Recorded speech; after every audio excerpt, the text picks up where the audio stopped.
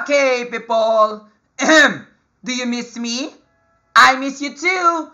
And Happy New Year. Just like what I've said, remember, so far so good, we're still continuing on with the curriculum of the 50-word problems. Tama?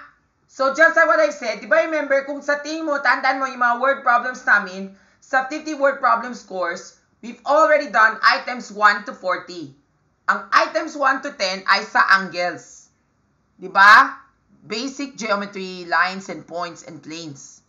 Tapos sa part B ay yung angles in polygons. Tapos sa part C, perimeter and area. Tapos sa part D ay yung surface area at saka volume. Ngayon naman, welcome to part E. Ito yung part E ng problem solving. So, do you know the concept of problem solving? You have to read a certain sentence and then you must analyze the given to solve the problem. Yun. So, without any further ado, let's begin. Starting off at number 1.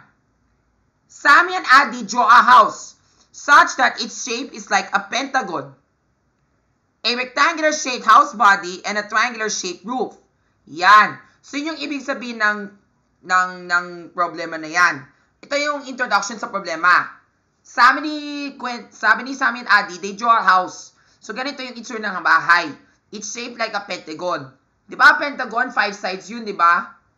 We have a rectangular shaped house body and a triangular shaped roof. So, kung sa tingin mo dito sa drawing ko, yung itsura. Ito yung rectangulo, ito yung triangulo. So, that's the pentagon. Di ba? A triangular roof and a rectangular shaped body. So, yan.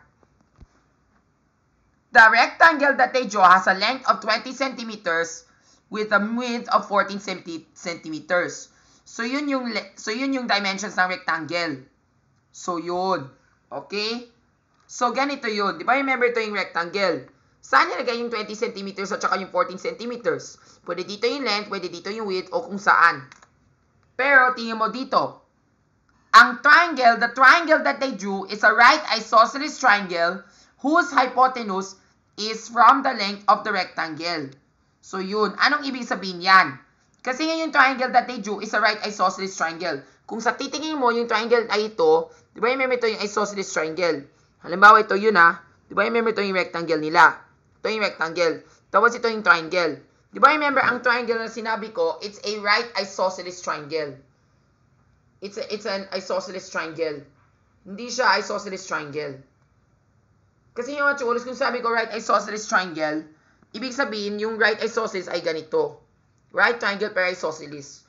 Pero dapat, ang tama dyan ay isosceles triangle. Hindi siya right isosceles. Sorry po. Grammar. I should have double checked. So that's an isosceles triangle. The triangle that I drew is an isosceles triangle whose hypotenuse is from the length of the rectangle. Di ba remember? O kung pwede naman, di ba remember ito yun? Ito yung right. Tapos, di ba remember yung hypotenuse is from the length of the rectangle. Di ba remember the length? Ayan. Di ba remember sabi dito, the length of the rectangle is 20 cm. So, di ba, kung tingin mo, ito yung triangle, di ba? This is 20 centimeters. Tama? Tapos ito ay yung hypotenuse. This is also 20 centimeters din. Kasi po, sabi dito sa problema, the triangle that they drew, the hypotenuse is the same length as the rectangle. So, if the length is 20 centimeters, therefore, the hypotenuse is 20 centimeters din. So, this is 20 cm. Dito, 14 cm to.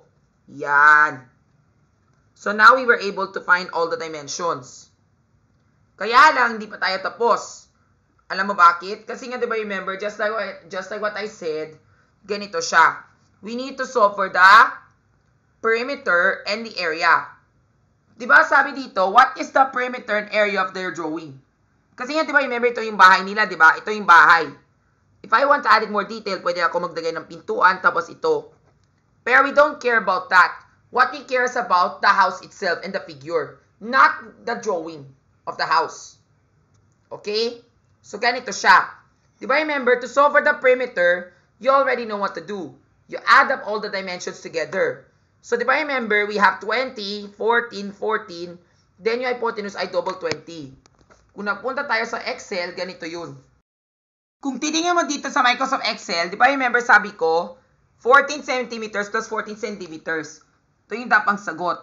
28. Diba 28 siya? Zoom ko lang ng konti para makita mo. Wait lang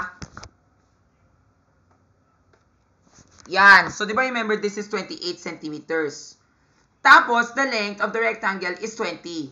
Pero ito naman sa C na yan, malito. Alam ko na bakit. Kasi nga, I know naman, that's 22.28.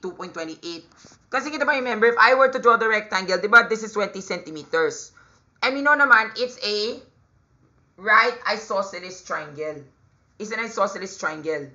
Diba remember, kung isosceles triangle, diba remember, the triangle that they form is an isosceles triangle. Diba remember, ito yung height, diba? Ito yung height na kukunin mo. So, kung right isosceles triangle, tama. So, ganito siya. It forms a 45, 45, 90 degree triangle. So, ito yung 45. Ito yung 45. Ito yung 135. Diba? Ito yung 90. Tama. Kaya sinabi ko right isosceles triangle. Kasi po, what we didn't know, this one forms the right angle.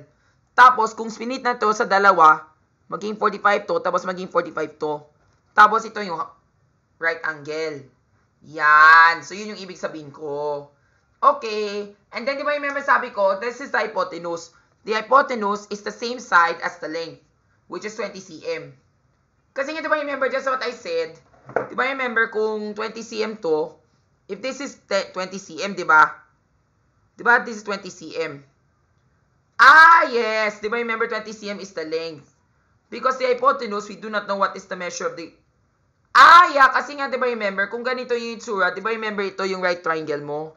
So, if I were to flip it this way, di ba ganito yung right triangle mo? So, ito yung right triangle, tapos ito yung hypotenuse. Akala ko kasi ito yun. So, yun pala, ito yun.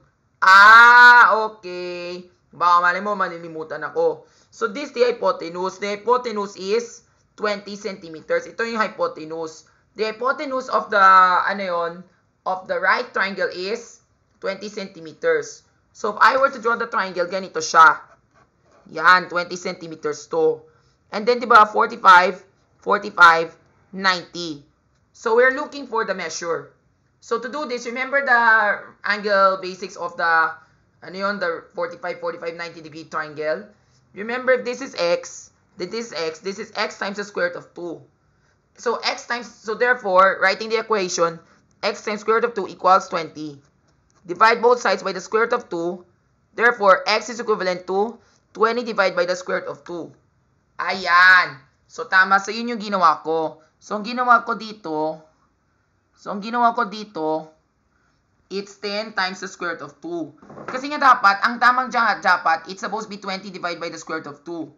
Pero, di ba remember, ang ginawa namin, we rationalize the denominator. When we rationalize it, ganito siya, di ba? So, that will become 20 times the square root of 2. And then, square root of 2 times square root of 2 becomes square root of 4. Becomes 20 over square root of 2 times square root of 2 divided by 2. So, tama. It's the same as 10. So, tama. It's the same as 10 times the square root of 2. So, yun. So, that's the answer that I was looking for. And that's supposed to be 14.40. If I were to type here 20 slash, diba, SQRT, square root of the number you want, you will still get the same answer. So, yun. And then, di ba remember, we played the game of Pythagorean theorem. So, ganito kasi yun. Di ba remember, ginawa ko ng Pythagorean theorem dito. We carried exponent and then we did it on the other side naman. Once we do so, we got this answer. Tama?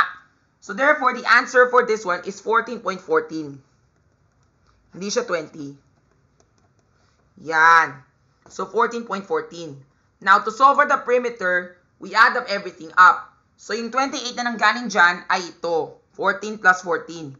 Tapos, yung 20 nasa baba. Tapos, yung 28.28, it's your answer here times 2. Tapos, this one, sinam tayo lahat. We click sum and then got the entire thing. Tapos, this should be our answer. So, therefore, ang perimeter ay, the perimeter is 76.28.427 cm. So, yun po ang perimeter. But wait, hindi pa tayo tapos. Kasi po, diba remember, it also asks for the area. Paano mo kukunin si area? Huwag mag-alala kasi madali lang yun. Diba? To get the area, it's easy.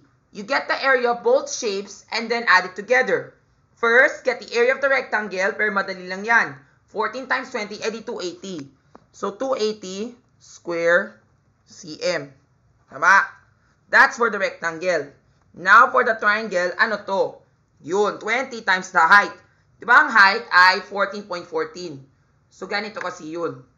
Diba remember ito yung triangle, diba? Wait. Diba remember that's 14.14 the hypotenuse. That's this 20, diba? So, this one becomes 10. This one becomes 10. Diba?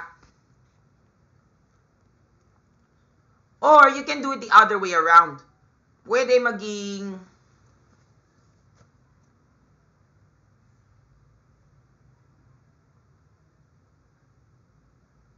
Yes, diba remember, you can do it this way. You can do it in both ways. Diba remember, since just what I said, in this perspective, pwede maging right angle to. So, you can do 14.14 times 14.14 divide by 2. So, ganito kasi yung mangyayari. Kung ginawa mo to, diba, equal. This one, click on the cell you want, times this one. You get something like this. And then this one, divide by 2, you should get 100 din. 100 square cm. So, di ba remember yung area ng rectangle ay 280. Tapos yung area ng triangle ay 100 square centimeters. Or another way you can do 20. Di ba remember that's the length. Then times the height of 10. Di ba remember when we did this triangle configuration, yung ganito? This is, ano to? 20 cm, di ba? So, 20 divided by the square root of 2.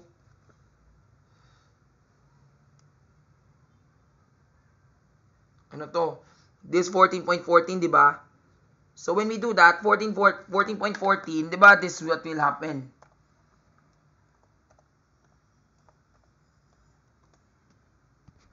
Divide by square root of 2.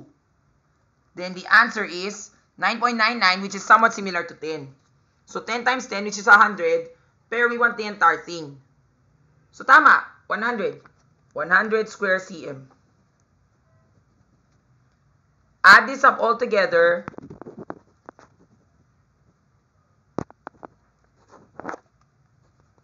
Yes, yun yung final answer. So, the area, so therefore, the total area is, yan. Ito yung narrative answer ko, nilagay ko dito. The perimeter of the house is 76.2847 centimeters, while the area of the house is 380 square centimeters. At yun lang.